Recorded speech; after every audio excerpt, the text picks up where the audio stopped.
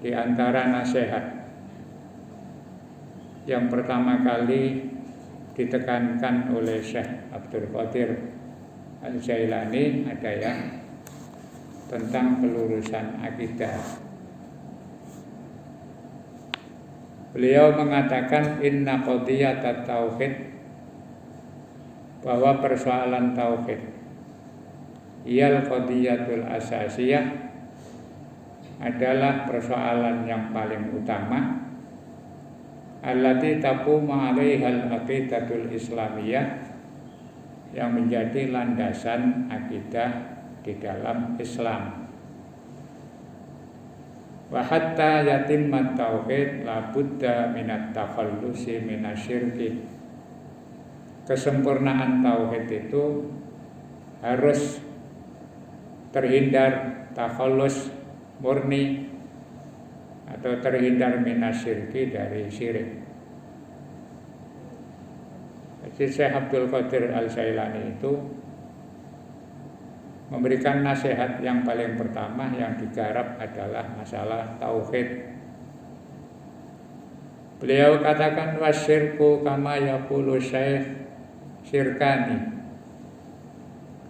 Syirik menurut Syekh Abdul Qadir itu ada dua macam. Yang pertama syirkun fil zahir, syirik yang secara terang-terangan, wa huwa ibadatul asnam, yaitu menyembah berhala.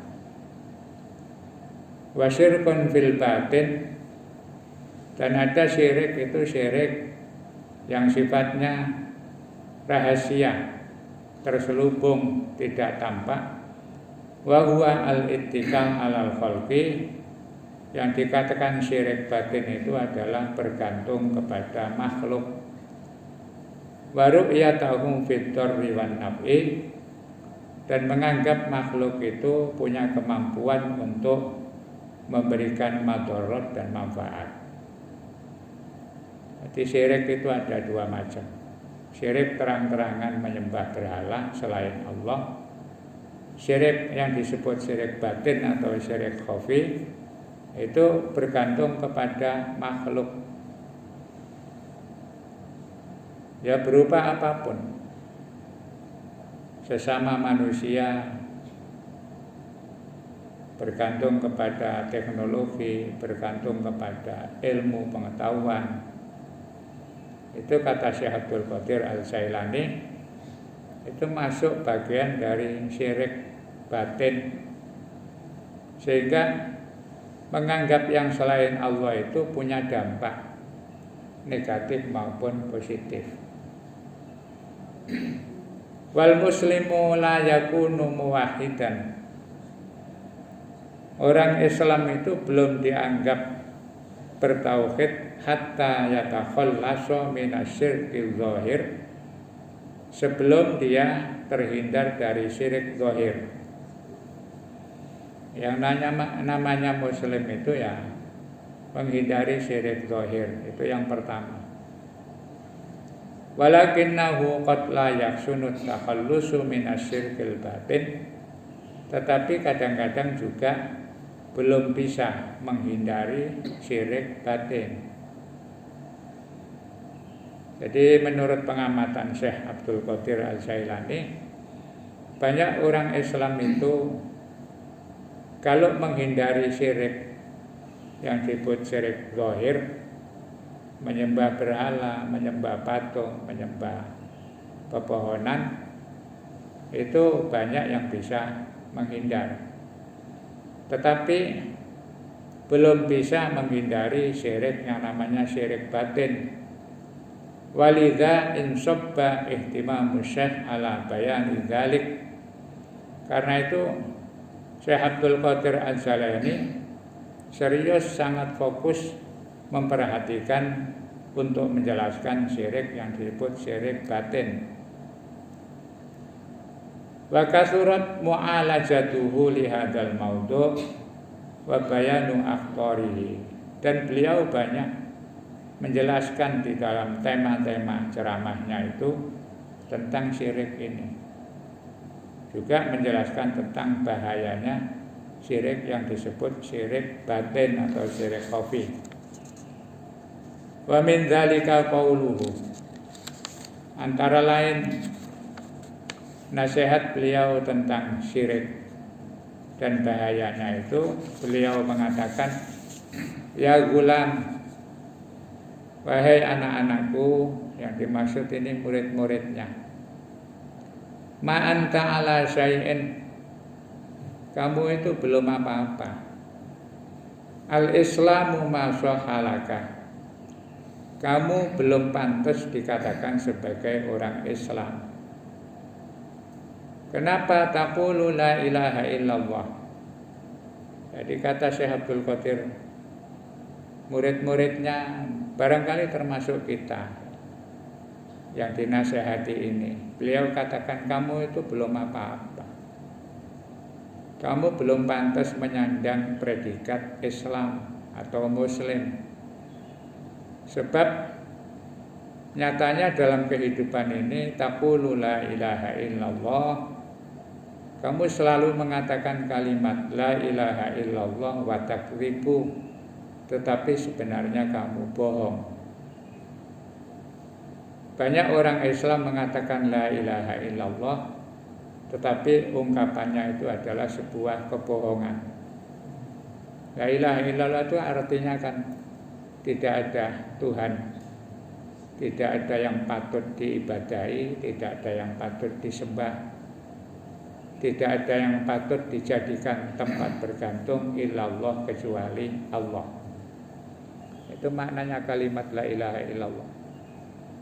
Jadi ilahun itu adalah tempat untuk bergantung, tempat untuk mengandalkan hidup. La ilaha illallah. Kita semua sering menyebut kalimat la ilaha illallah. Itu kalau difahami secara mendalam, berarti ungkapan kita itu menyatakan orang itu tidak bisa bergantung kepada siapa-siapa kecuali kepada Allah. Tapi kata Syekh Abdul Qadir, ucapanmu itu bohong. Fi qalbika jama'atun minal aliha. Ternyata di dalam hatimu itu banyak Tuhan-Tuhan yang bercokol di dalamnya.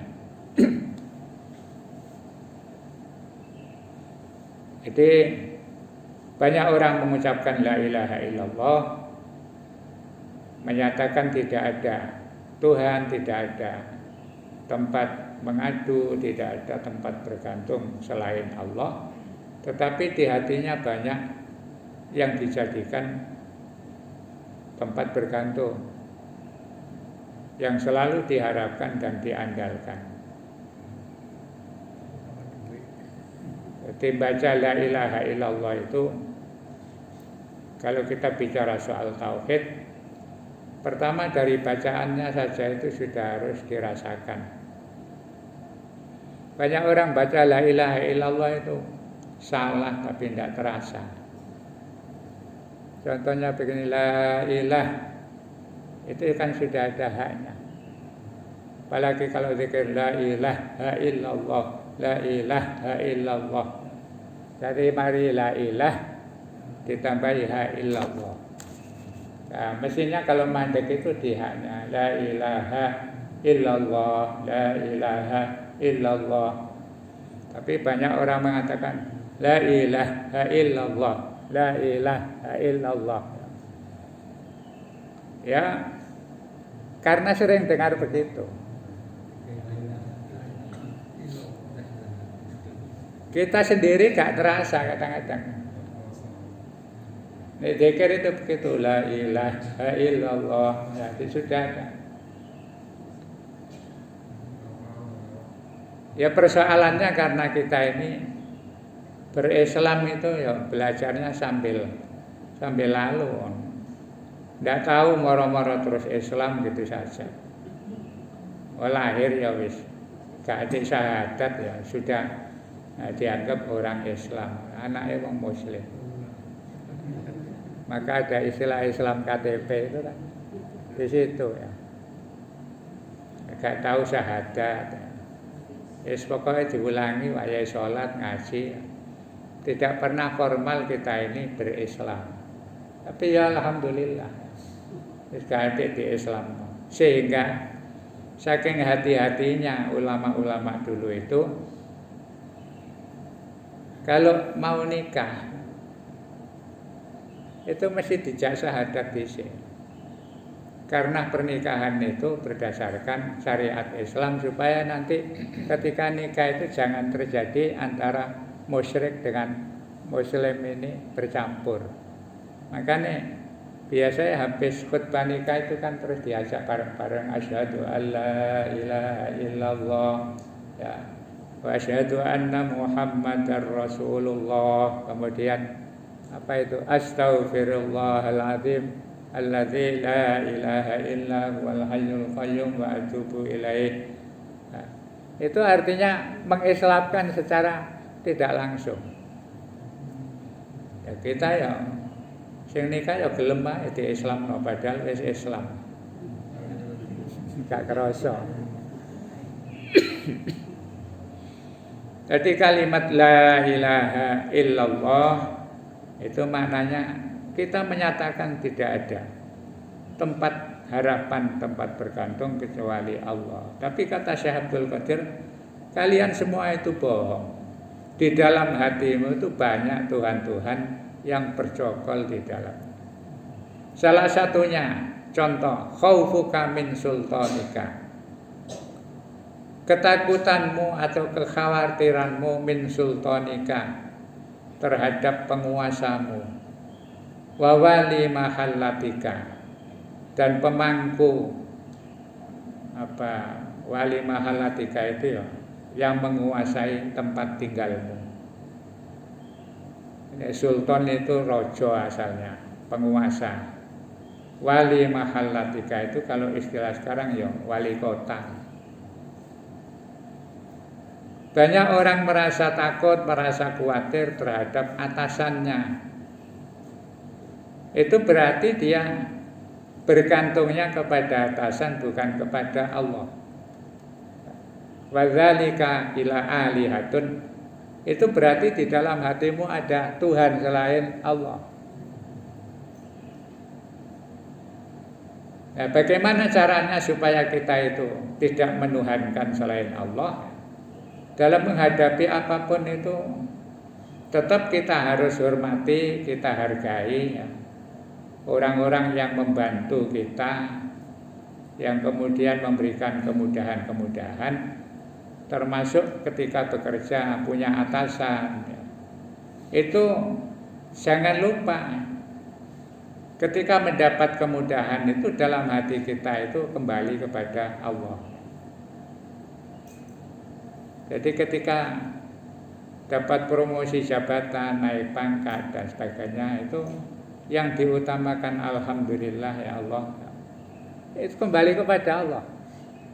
Sehingga dalam bekerja itu tidak takut berlebihan kepada atasan. Akhirnya kerjanya itu baik, jujur, tidak istilahnya itu ngatok, istilah bahasa Jawa. Akhirnya bekerja itu nyaman. Atasan itu hanya penyebab saja ketika ngangkat kita, memindahkan jabatan lebih tinggi dan sebagainya.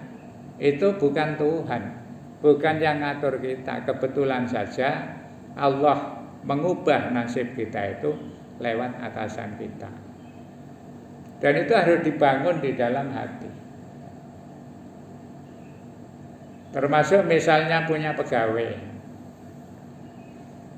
kemudian pekerjaannya cekatan, mungkin kadang-kadang usaha kita itu bangkit dan berkembang karena saking rajinnya pegawai. Itu jangan terus menganggap yang membuat kita hebat atau berkembang itu pegawai kita. Yaitu sarana saja Allah. Sehingga ketika kita melihat Allah membuat sarana, anak buah pato bekerjanya baik, itu ya terima kasihnya yang pertama kepada Allah. Ya Allah, alhamdulillah, saya Engkau berikan pegawai-pegawai yang jujur, yang amanah. Nah, ketika begitu kemudian kita terhadap pegawai itu ya tetap menghargai, menghormati, tapi tidak ada kekhawatiran.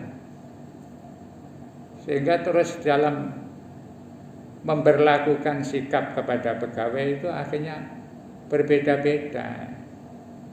Sing akas, sing dianggap memakmurkan perusahaan atau usaha, itu akhirnya terus berlebihan cara memberlakukan, sedangkan yang lain nanti disia-siakan. Nah, itu membuat tidak baik karena kebergantungan kepada orang.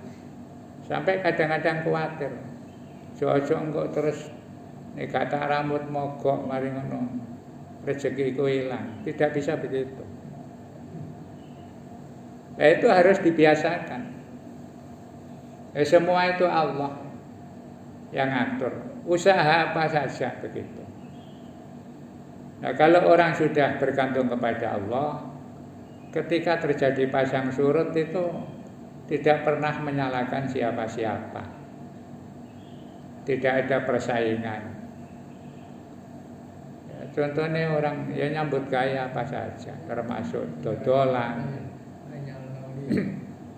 jadi pegawai, jualan. Itu kalau merasa bergantung kepada makhluk, akhirnya yang muncul itu iri, kadang-kadang juga suudzon. Saya sering contohkan podo-podo dagang. Sing siji laris kok kene gak payu. Itu jangan nyalahkan orang lain. Bergantung kita kepada Allah. Ya Allah, kenapa kok saya enggak ada yang beli ya Allah. Aja terus wae ku dukune kuat. Terus mari ngono adu dukun. Saya kok tak ndolek rono wae sing mandi. Itu yang pertama. Yang kedua nanti jadi syirik, kemudian mangkel. Akhirnya tetonggoan itu terus jadi gara-gara dodolan sing sisi lari sisi gak, hubungan menjadi tidak baik. Ya karena bergantung kepada selain Allah. Nah, ini kata Syekh Abdul Qadir Al-Jailani, itu adalah sifat dasar yang harus diutamakan untuk dibenahi. Enggak usah takut berlebihan. Iktimaduka ala kasbika, ketergantunganmu kepada pekerjaanmu, wa quwwatika, dan bergantung kepada kekuatanmu, wa batsika, dan kemudian kejayaanmu, alihatun, itu juga termasuk Tuhan di dalam hatimu. Jadi bergantung berlebihan. Aku gak nyambut gawe, gak mangan. Orang makan itu bukan karena nyambut gawe, tapi bekerja itu wajib karena diperintah. Tapi ketika tidak ada pekerjaan, itu jangan terus istilahnya ngepesno Allah. Kayak Allah nggak bisa ngasih makan, tetap usaha. Nah, itu yang dimaksud Syekh Abdul Qadir. Hidup itu modal dasarnya tauhid itu di situ. Harus dibangun betul. Jangan bergantung kepada makhluk. Ru'yatuka lidharri wan naf'i wal 'ata wal man'i minal khalqi 'aliha. Pendapatmu tentang adanya kesulitan, kemudahan, pemberian, kemudian al-man'u itu tidak adanya pemberian atau terjadinya keterlambatan, minal khalqi, dari makhluk itu alihatun, adalah juga termasuk Tuhan. Jadi kita nganggap orang itu berbahaya. Saya kalau tidak baik dengan orang itu belain. Jadi jangan merasa bahwa manfaat, pemberian, kesulitan itu dari makhluk, dari orang lain. Kalau kamu bergantung seperti itu, punya pandangan seperti itu, berarti dalam hatimu masih ada Tuhan selain Allah. Ya rada angel kalau tidak dibiasakan. Kita itu kadang-kadang ya istilahnya orang Jawa itu perlu ngerempo-rempo ya, tunduk-tunduk ya. Menjatuhkan harga diri gara-gara wedi tidak dikasih apa-apa, tidak diperhatikan. Akhirnya hidup begitu itu kan menjadi susah karena Tuhannya banyak. Apalagi kalau hidup di satu daerah terus ditakdir Allah paling melarat dhewe, kiwa tengene sugih kabeh. Iku bingung. Sapa sing harus dihormati lebih dulu? Kok ngormati kono sing kene gak enak. Ngormati kene sing kono tersinggung. Tapi kalau bergantung pada Allah, nanti yang gerakkan orang itu Allah. Masa bodoh. Yang penting kebergantungan hidup itu kepada Allah Subhanahu wa taala. Dan kalau begitu menjadi nyaman. Kaifa taqulu la ilaha illallah? Kata Syekh Abdul Qadir, bagaimana kamu mengatakan la ilaha illallah wa fi qalbika kam ilahin? Kamu selalu bilang la ilaha illallah tetapi di hatimu banyak Tuhan.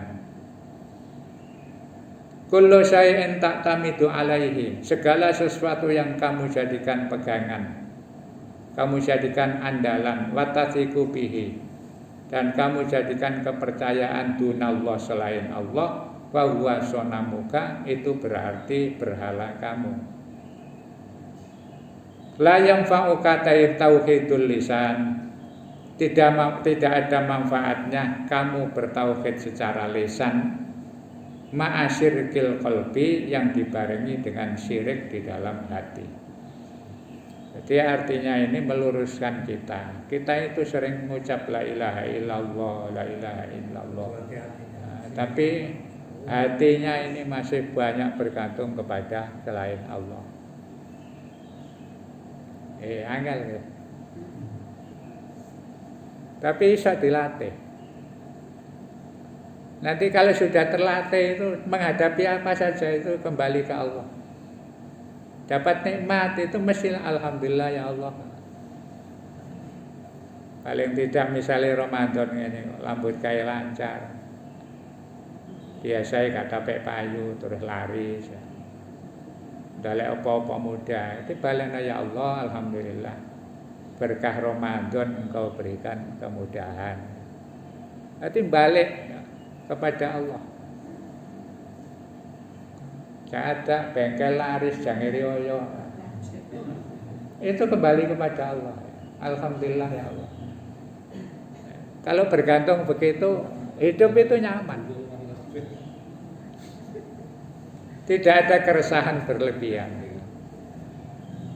Ya butuh latihan. Kadang-kadang kebanting-banting, ya soro, ya enak ya. Tapi itu kalau dirasakan, dievaluasi, hidup itu ternyata semuanya Allah yang ngatur. Kalau ada kesulitan ya mesti ada manfaat, ada hikmahnya.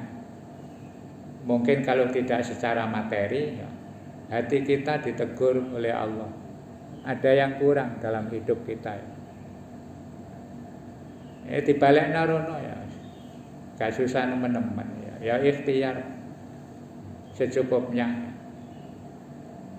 Waqala, dan Syekh Abdul Qadir mengatakan, da'anka syirka bil khalqi, tinggalkan kamu syirik dengan makhluk Allah, wa wahidil haqqa azza wa jal, bertauhidlah, artinya jadikan satu-satunya Allah azza wa jalla, huwa khaliqul asya jami'aha, karena Allah itu yang menciptakan semua, segala sesuatu itu diciptakan Allah.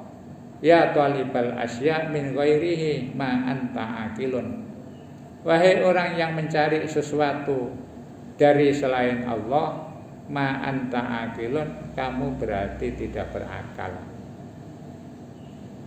Jadi orang berakal itu cari apa saja itu melalui Allah. Ya niatnya ya gitu. Ya Allah, saya usaha begini, tolong beri kemudahan. Itu kalau dalam perjalanan kemudian tidak diberi kemudahan, yaitu ya Allah masih belum ngasih. Wa hakadza yuwaddiqu fikrata syirkil batin. Demikianlah Syekh Abdul Qadir menjelaskan tentang cara berpikir terhadap syirik batin hatta yabta'ida anha al-muslim, sehingga umat Islam bisa terhindar dari yang namanya syirik, wa yakunu muwahhidan zahiran wa batinan, dan akhirnya ya, menjadi orang yang bertauhid baik zahir maupun batin. Akhirnya tauhidnya itu lahir batin.